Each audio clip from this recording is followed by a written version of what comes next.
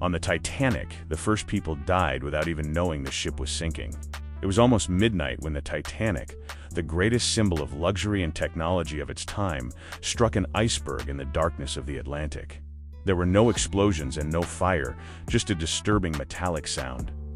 And yet, in that very moment, everything was already lost. Designed by the White Star Line, the Titanic had 16 watertight compartments that, in theory, made it unsinkable. But there was a fatal flaw in that logic. If more than 4 compartments flooded, the ship would not stay afloat. That night, 5 were breached. While some passengers were still sleeping, water was already seeping through the steel walls. At first, the Titanic seemed stable, but it was only the prelude to collapse. They tried to send distress signals, but the Carpathia, the only ship nearby, was hours away. Then, another problem emerged. There were lifeboats for only half the people, and many of them were not even filled. Some passengers refused to leave the ship, while others never even made it to the deck. Out of the 2,200 people on board, only 706 survived. The rest, mostly third-class passengers and crew members, died trapped and frozen, ignored by a system that valued status over lives. What seemed like an engineering marvel turned into a tragedy of overconfidence.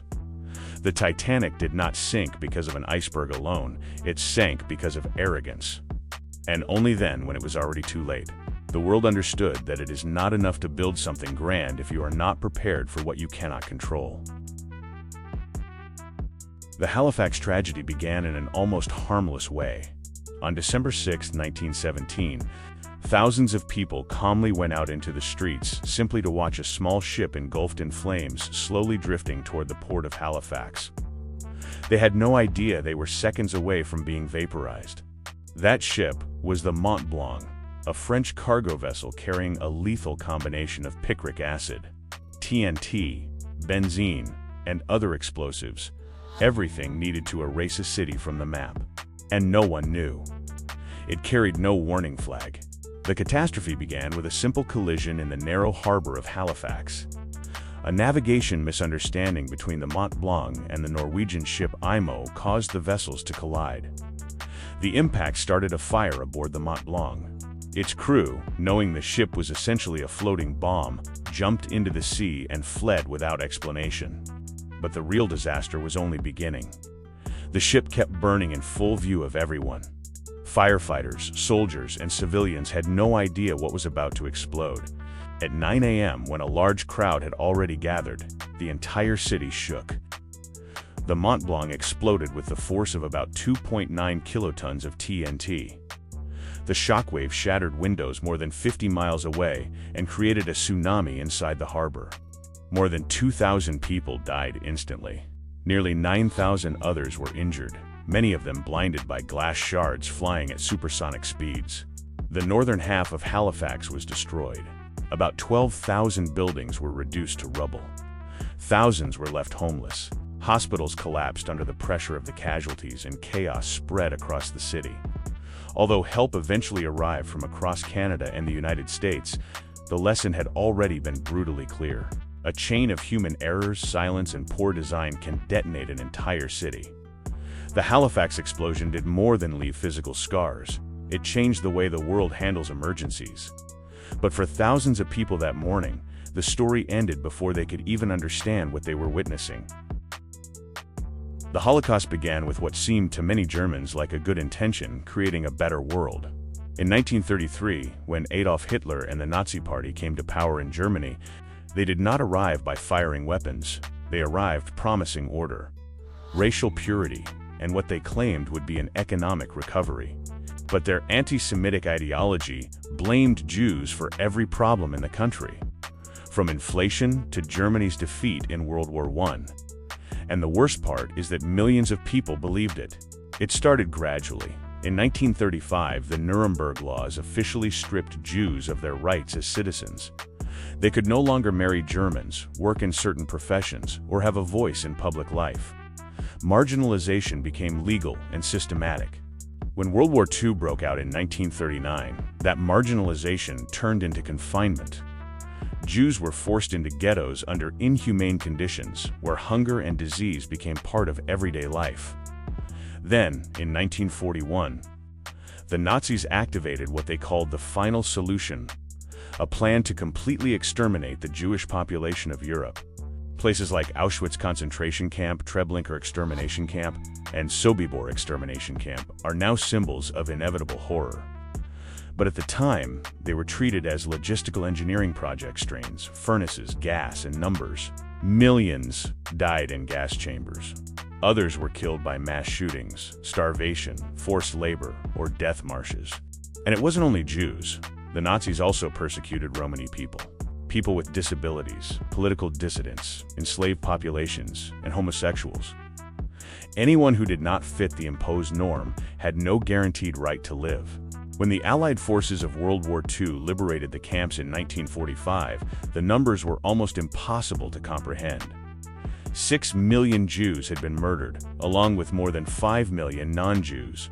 The Holocaust remains one of the most systematic atrocities ever documented and carried out in human history. And it all happened because a nation decided that extermination was acceptable. The bombings of Hiroshima and Nagasaki. In August 1945, when the United States dropped 2 atomic bombs on Japan, the goal was clear: force an immediate surrender and avoid a land invasion that could have cost millions of lives. But the way that surrender was achieved left scars that would never fully heal. The war in the Pacific had been brutal. Japan showed no signs of surrender, and on August 6, 1945, at 8:15 a.m., the world crossed a point of no return. The Little Boy atomic bomb was dropped over Hiroshima, a city with both military and industrial importance. It was loaded with uranium-235 and exploded with the force of about 15,000 tons of TNT. In seconds, 70,000 people vanished. Tens of thousands more died slowly in the following weeks from burns, injuries, and radiation exposure. 3 days later, on August 9th, the second bomb, Fat Man, was dropped, this time over Nagasaki. Although it was more powerful, with an explosion equivalent to about 21,000 tons of TNT, the city's mountainous geography limited the destruction. Even so, 40,000 people died instantly. By the end of 1945, more than 200,000 people had died between the two cities, most of them civilians, women, children, and the elderly. Many more would live the rest of their lives marked by radiation sickness, trauma, and genetic damage. On August 15, 1945, Japan officially surrendered, bringing World War II to an end. But what began that month was something entirely different. The world had entered the nuclear agent era defined by fear, arms races, and questions that still remain unanswered today. The Texas City disaster, a fertilizer, the same substance used to help crops grow, ended up destroying an entire city.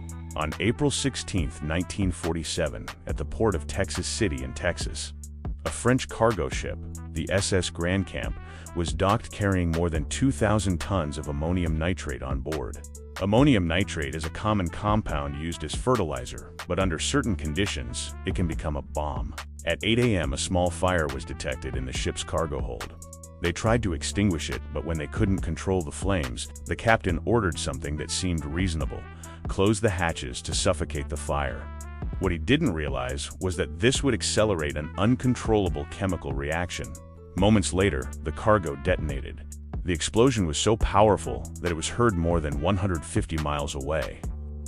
A massive mushroom-shaped cloud rose over the city as the shockwave destroyed houses, factories, refineries, and the entire harbor. Fragments of the ship were hurled for miles, and many workers died instantly. But the disaster was not over. The following day, another ship, the SS Highflyer, also loaded with ammonium nitrate, exploded in the same port, worsening the destruction even further. It is estimated that between 500 and 600 people died, while more than 5,000 were injured. Hundreds of bodies were never identified. Thousands of people were left homeless, and the material damage was incalculable.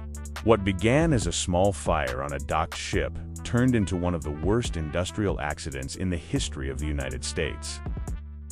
The Bhopal disaster, a factory built to kill pests, ended up killing people. On the night of December 2, 1984, in the Indian city of Bhopal, The pesticide plant, operated by Union Carbide, appeared to be running like any other night.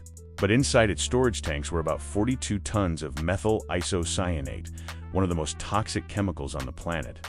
The plant had safety systems, but many were turned off. Some were malfunctioning, and others had never even been tested. Maintenance was poor, the staff poorly trained, and safety protocols were nearly non-existent. Everything that could go wrong went wrong that night. Accidentally, water entered one of the tanks containing the chemical.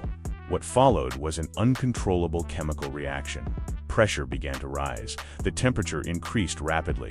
Eventually, the gas escaped. A deadly cloud spread over nearby residential areas while hundreds of thousands of people were asleep. Some woke up coughing, others with burning eyes. Many never woke up at all. The poorest neighborhoods built right next to the plant who were the first to be hit. Within hours, thousands were dead. Hospitals collapsed under the pressure of victims, and authorities were paralyzed. No one knew how to respond. Official figures speak of around 3,000 immediate deaths, but the effects of the gas continued killing for weeks, months, and even years. More than 500,000 people were exposed. Thousands suffered from chronic illnesses, birth defects, blindness, and irreversible lung damage. Some communities never fully recovered. Union Carbide faced heavy criticism, but many of those responsible avoided real consequences. Meanwhile, tens of thousands of survivors are still fighting for justice, medical care, and the chance to have their voices heard. The Chernobyl disaster. The Chernobyl disaster began with a test that was supposed to make the plant safer. On April 26, 1986, at the Chernobyl nuclear power plant near the Soviet city of Pripyat, a nighttime test was being conducted on reactor number 4. The goal was to simulate a power outage to see whether the system could remain stable. But that night, everything that was supposed to be avoided happened at the same time. The operators made critical mistakes. The reactor's design was already unstable, and to complete the test, they disabled several important safety systems. The reactor's power dropped to dangerously low levels, and when they tried to recover it, they completely destabilized the system. Within seconds, a massive surge in power caused an internal explosion. The reactor core ruptured, and the roof of the building was blown apart. Chernobyl had exploded. Huge amounts of radioactive material were released into the atmosphere. Fires spread through the facility, and radiation began drifting across Europe. Authorities took days to fully acknowledge what had happened. Belarus, Ukraine, and Russia were the most heavily affected. 2 workers died in the initial explosion. In the following days, 28 firefighters and technicians died from acute radiation syndrome. But that was only the beginning. Hundreds of thousands of people were evacuated, and Pripyat became a ghost city within hours. Over time, the long-term effects of radiation began to appear. Thyroid cancer, congenital diseases, genetic mutations, and immune system disorders. Some estimates suggest that the number of indirect deaths could reach tens of thousands. Chernobyl became a turning point. It proved that a technical failure in the wrong place combined with the wrong decisions can contaminate entire countries. The Columbine High School massacre was a carefully planned attack carried out by 2 students from the same school. On April 20, 1999, in Littleton, Colorado, Eric Harris and Dylan Klebold, both seniors at Columbine High School, began an attack they had been preparing for more than a year. They had accumulated firearms, homemade explosives, and large amounts of ammunition with the intention of causing the worst school massacre in the history of the United States. That morning, they placed bombs in the school cafeteria. The plan was to detonate them during lunchtime and shoot anyone trying to escape. But the bombs failed to explode. So, at 11:20 a.m., they began the attack with their guns. They first opened fire on students outside the building. Then, they entered the school and walked through the hallways calmly. Eventually, they reached the library, where they mocked some of their victims before shooting them. Police arrived quickly, and there was a brief exchange of gunfire. But inside the school, the chaos had already become uncontrollable. The attack lasted 47 minutes.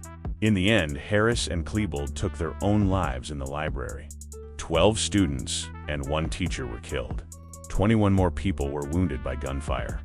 and hundreds of others were left with psychological scars for the rest of their lives. Not only because of the horror of that day, but because the attackers were classmates. Columbine changed everything.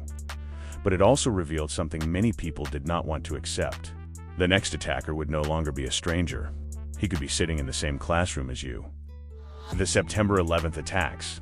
The most devastating terrorist attack in modern history took place in the heart of New York City in broad daylight. On September 11, 2001, the extremist group Al-Qaeda carried out an unprecedented coordinated attack. 19 terrorists hijacked 4 commercial airplanes and turned them into weapons. 2 of them were flown into the Twin Towers of the World Trade Center. The impact was devastating, but the worst came afterward. Both skyscrapers collapsed, taking thousands of lives beneath a cloud of steel and dust. A third plane crashed into the Pentagon. The fourth plane, United Airlines Flight 93, was headed toward another target in Washington, D.C., but passengers confronted the hijackers before the aircraft ultimately crashed into a field in Pennsylvania. Nearly 3,000 people died that day. Most were in the towers, while others were aboard the planes or inside the Pentagon. Thousands more were injured, and millions watched live as the world changed forever. The September 11th attacks triggered wars, transformed global security, and left behind a question that still echoes today. How was it possible that no one saw it coming? The Fukushima disaster. One of the most advanced nuclear power plants in the world was literally destroyed by water. On March 11, 2011, Japan experienced the most powerful earthquake in its modern history. But it wasn't the earthquake itself that caused the nuclear disaster at Fukushima Daiichi. Nuclear power plant was what came next. A massive tsunami, with waves reaching about 130 feet high, approximately equals 40 meters, struck the coast and devastated everything in its path, including the nuclear facility operated by Tokyo Electric Power Company.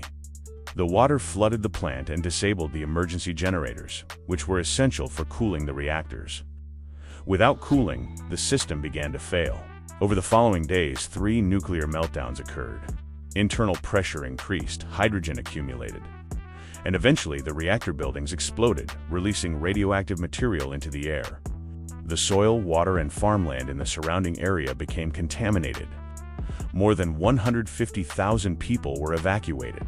Although there were no immediate deaths from radiation exposure, the chaos of the evacuation, the abandonment of hospitals, and extreme stress caused at least 160,000 indirect deaths, most of them elderly people.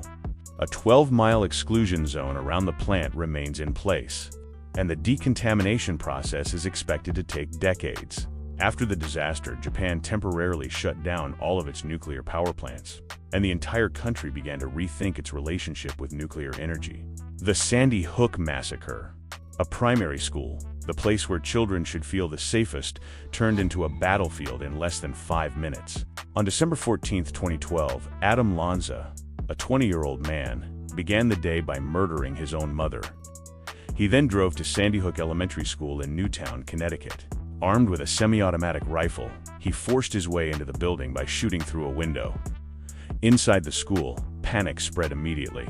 In less than 5 minutes, he killed 20 children and 6 adults, including teachers and staff members who tried to shield students with their own bodies. Some classrooms managed to hide. Others didn't have time. When police arrived, Lanza took his own life. The victims were so young that many of them did not even understand what a real threat was. The tragedy reignited a national debate in the United States about gun control, mental health, and school security. Barack Obama called for urgent reforms, including stricter background checks and a ban on assault weapons. But despite the public outcry, no major federal legislation was ultimately passed. If you enjoyed this content, don't forget to leave a like and subscribe to the channel to receive more informative videos like this.